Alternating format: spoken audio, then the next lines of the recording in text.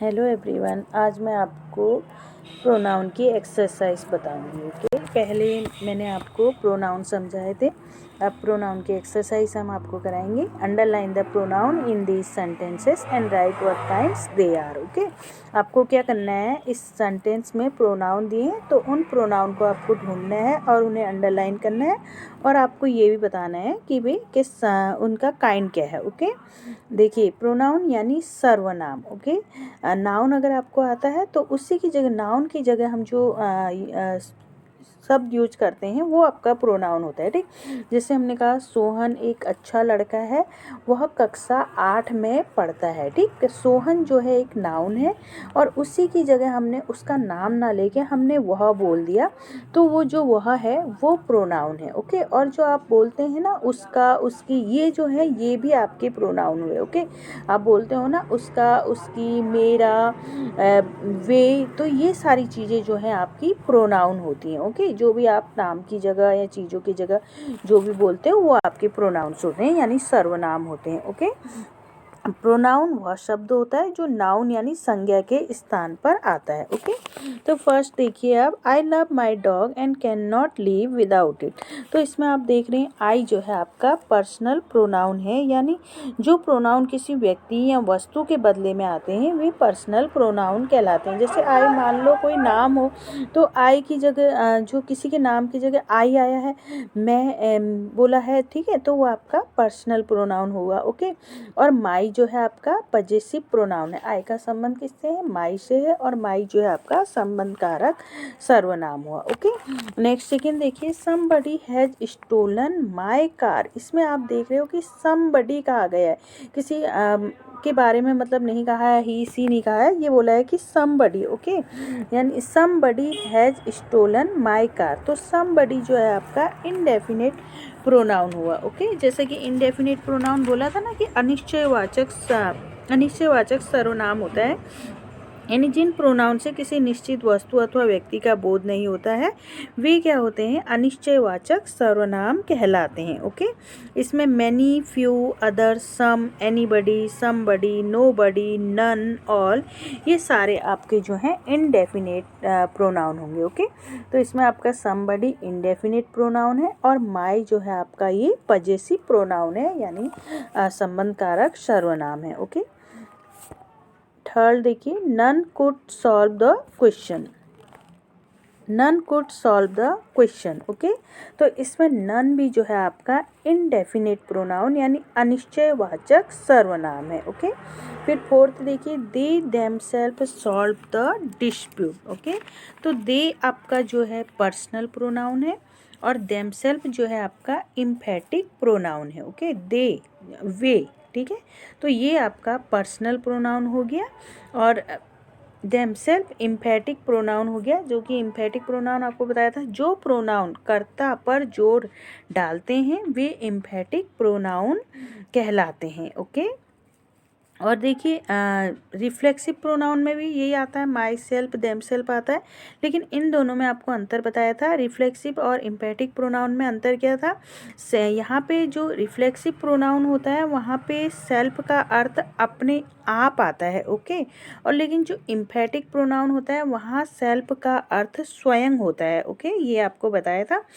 और ये जो है आपका they them self solve the dispute, they personal pronoun, them self आपके इम्फेटिक प्रोनाउन हो गया। और इसमें देखिए एक और अंतर है, जैसे यहाँ पे आपने देखा ना दे है, तो दे यहाँ पे आप देख रहे हो कि आपका जो सब्जेक्ट है वो दे है। ओके, उसके बाद देम सेल्फ आया और उसके बाद सॉल्व है आपका वर्ब आया, तो यानी सब्जेक्ट के बाद और वर्ब से पहले जो आता है देम सेल्फ वो आपका इम्फेटिक प्रोनाउन हुआ, और अगर आपका ये लास्ट में आता है यानी ऑब्जेक्ट के रूप में आता तो ये आपका रिफ्लेक्सिव प्रोनाउन होता है। ओके, अब फिफ्थ देखिए, this is the watch that I lost yesterday. तो दिस यानी आपको बोला था दिस जो होते हैं आपके डेमोन्स्ट्रेटिव प्रोनाउन होते हैं दिस। ओके, डेमोन्स्ट्रेटिव प्रोनाउन है दिस आपका, और इसमें डेट जो है आपका वो रिलेटिव प्रोनाउन हुआ। ओके, डेमोन्स्ट्रेटिव प्रोनाउन आपको बताए थे जो प्रोनाउन व्यक्तियों अथवा वस्तुओं की ओर संकेत करते हैं वे डेमोन्स्ट्रेटिव प्रोनाउन यानी संकेतवाचक सर्वनाम कहलाते हैं। Okay, this is the watch, यहाँ पे मैंने आपको एक अंतर और बताया था, दिस इज द वॉच है इसलिए दिस को डेमोन्स्ट्रेटिव प्रोनाउन कह रहे हैं। अगर दिस के बाद जैसे आपका मैंने बताया था कि बुक्स वॉच इसके दिस के जस्ट बाद में होती है तो वो आपके डेमोन्स्ट्रेटिव प्रोनाउन नहीं होगा, वो डेमोन्स्ट्रेटिव आपका एडजेक्टिव होगा। ओके, लेकिन इसमें जो है दिस आपका डेमोन्स्ट्रेटिव प्रोनाउन है, आपका संकेतवाचक सर्वनाम है। Okay, this is the watch, watch के बारे में कह रहे हैं, वॉच की तरफ इशारा कर रहे हैं ना, तो दिस डेमोन्स्ट्रेटिव प्रोनाउन हुआ। डेट आई लॉस्ट यस्टरडे, तो आपका जो यहाँ पे डेट है वो रिलेटिव प्रोनाउन हुआ। जैसे आपके रिलेटिव प्रोनाउन में बताया था ना कि संबंध जो बताते हैं, ठीक है, जो प्रोनाउन दो वाक्यों को जोड़ता है तथा अपने से पहले आए हुए नाउन से संबंध प्रकट करता है वे रिलेटिव प्रोनाउन यानी संबंधवाचक सर्वनाम कहलाते हैं। ओके, देखिए अब ये डेट जो है अपने से आए पहले नाउन को यानी वॉच को, वॉच से संबंध बता रहा है ना, तो डेट आपका रिलेटिव प्रोनाउन हुआ और आई जो है आपका वो पर्सनल प्रोनाउन हुआ। ओके, अब सिक्स्थ है आपका each of the players was tired, तो आप देख रहे हैं इसमें जो आपका ईच है ये आपका डिस्ट्रीब्यूटिव प्रोनाउन है। ओके, डिस्ट्रीब्यूटिव प्रोनाउन आपका ये है जो ईच है इसमें, ठीक, each of the players was tired यानी डिस्ट्रीब्यूटिव प्रोनाउन जो होते हैं आपके वे विभाग सूचक सर्वनाम होते हैं। वह प्रोनाउन जो वाक्य में आए हुए व्यक्तियों या वस्तुओं में से प्रत्येक का बोध कराता है वो आपके डिस्ट्रीब्यूटिव सर्वनाम कहलाते हैं। ठीक, तो इसमें जो आपके हैं ईदर, नीदर, ये भी जो है आपके डिस्ट्रीब्यूटिव प्रोनाउन के अंदर आते हैं। ओके, तो यहाँ पे ईच आपका डिस्ट्रीब्यूटिव प्रोनाउन है। अब 7 देखिए, both of them attended the function, तो बोथ भी जो है आपका डिस्ट्रीब्यूटिव प्रोनाउन के अंदर आता है। ओके, तो बोथ जो आपका है डिस्ट्रीब्यूटिव प्रोनाउन है, यानी क्या कहा है इसमें, वह प्रोनाउन जो वाक्य में आए हुए व्यक्तियों या वस्तुओं में से प्रत्येक का बोध कराता है, हर एक का बोध करा रहे हैं ना, जैसे कह रहे हैं both of them attended the function, क्या बोल रहे हैं कि फंक्शन में जो था उन मतलब वो दोनों ही अटेंड थे, ठीक है, तो दोनों का ही बोध करा रहे हैं ना, बोल रहे हैं कि उन दोनों ने ही फंक्शन अटेंड किया, इसीलिए जो बोथ है आपका वो डिस्ट्रीब्यूटिव प्रोनाउन है यानी विभाग सूचक सर्वनाम। ठीक, ये है। फिर आपका है 8th वाला, who do you want to meet. अब देखिए आप में आप आगे से हु लगा हुआ है, हु का मतलब कौन है, और लास्ट में क्वेश्चन मार्क भी है।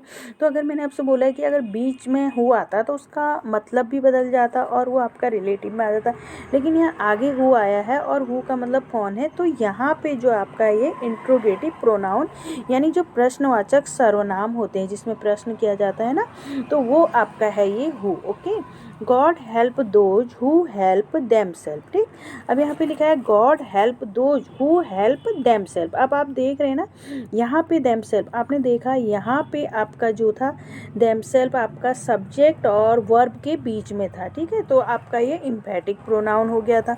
अब यहाँ पे जो आपका देमसेल्फ है लास्ट में यानी ऑब्जेक्ट का ही काम कर रहा है, God help those who help themselves, तो यहाँ पे आपका लास्ट में देमसेल्फ है, तो ये देमसेल्फ जो है आपका रिफ्लेक्सिव प्रोनाउन हुआ। ओके, रिफ्लेक्सिव प्रोनाउन यानी जहाँ पे सेल्फ का अर्थ जो है अपने आप आता है। ओके, और यहाँ पे देखिए आप सेल्फ और सेल्फ्स होता है, ठीक है, सेल्फ जो है आपका सिंगुलर के लिए यूज होता है और जो आपका सेल्फ SELF सेल्फ है ना वो आपका प्लूरल के लिए यूज हो जाता है। ओके, अब यहाँ पे आपका ही ब्रॉड हिज लगेज हिमसेल्फ। अब देखिए ही है आपका और इसके लिए जो है हिमसेल्फ आपका यूज हुआ है, तो he brought his luggage himself, last में आप देख रहे हैं ना हिमसेल्फ लिखा हुआ है, तो ये हिमसेल्फ आपका इम्फेटिक नहीं होगा, ये आपका क्या होगा, रिफ्लेक्सिव प्रोनाउन होगा। ओके, देखिए यहाँ पे आपका ही जो है सिंगुलर है तो उसके लिए हिमसेल्फ लगा, और वहाँ आपका दे जो है प्लूरल है तो उसके लिए देम सेल्फ से यानी SELVS लगा। ओके, ये अंतर होता है इसमें। ओके, आई होप आपको वीडियो पसंद आया होगा, अगर पसंद आया है तो लाइक कीजिए, कमेंट कीजिए और शेयर कीजिए। Till then bye, take care, thank you for watching.